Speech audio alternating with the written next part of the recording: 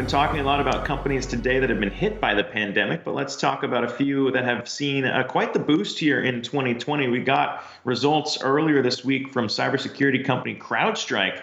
Shares in that company up more than 200% on the year, and results in the latest quarter also, once again, beating estimates. Revenue rose to $232.5 million for the quarter. That was up 86% from a year ago and continues the trend of beats from Crowdstrike. And looking ahead to the next quarter, Crowdstrike also boosting guidance there, seeing revenue of $245.5 million to $250 million, beating consensus estimates there at $230 million there. For more on all the action at Crowdstrike, I want to welcome back the CEO, George Kurtz, joins us here now.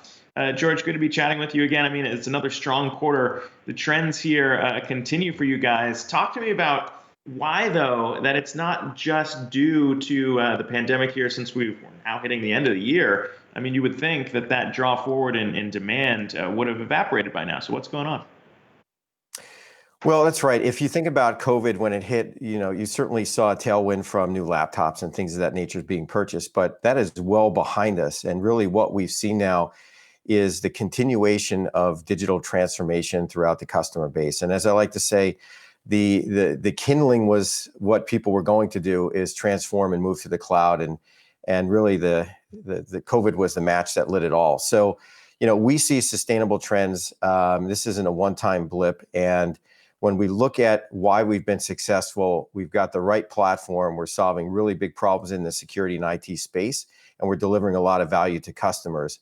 And that is something that we've seen, in prior quarters, and it continues forward as we look into 2021. Yeah, so let's try and look ahead here and move the conversation forward, George.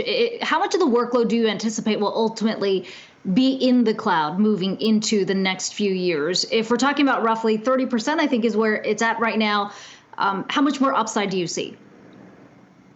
We see a lot of upside there. If you think about cloud workloads, and this has been a particular focus for Crowdstrike, one of the things that we've seen is that workloads in the cloud are actually underprotected.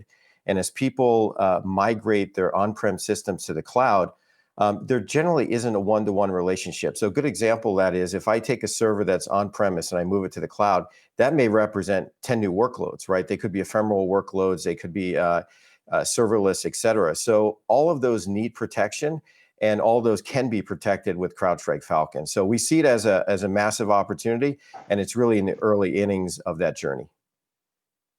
Yeah, George, when we talk about the early innings here, I mean, you guys upped your estimates for what the total addressable market here looks like in the cybersecurity space, growing by billions even just since you guys IPO'd.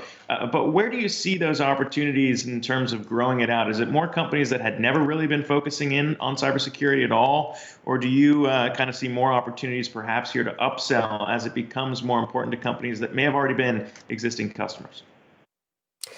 Well, you have to look at our platform. Obviously, we focus on protecting enterprises and small businesses all up and down the line, but it's not just about security. Over the years, we've added things like IT hygiene, the ability for companies to actually drive cost out of their IT environment because they can touch and feel these endpoints and workloads across the cloud. We've added vulnerability management, intelligence, and lots of other modules. We're now 16 modules. So a big part of our strategy has been obviously land with big customers, but also cross-sell into that customer base. And we have great net retention numbers above 120% that we reported this quarter. And the beauty of our business model, and you see it in our gross margins, is that we collect data one time and we reuse it many times. So just about every new module is pure margin. And you see the results dropping to the bottom line. George, on the issue of security, though, what are the vulnerabilities that you see right now that we have seen this mass migration to the cloud in such a short period of time? Well, we've got a lot of bad actors out there, whether it's nation state. We saw some of the things happening over the last week with the vaccine. E-crime has been one of the biggest topics, ransomware. But one of the areas is really making sure that these cloud workloads are secure and it's in their configuration. And one of the things that we launched at our user conference about a month ago, Falcon, is CrowdStrike Falcon Horizon, which looks at the security posture and the configuration of these IaaS and PaaS service providers so that they're not misconfigured.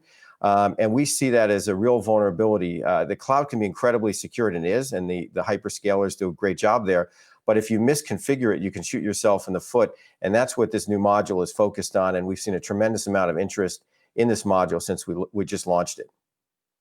Yeah, and those changing vulnerabilities, no doubt, only positive for CrowdStrike as you continue to grow in a significant way. George Kurtz, the CEO of CrowdStrike, good to talk to you today. Thank you very much.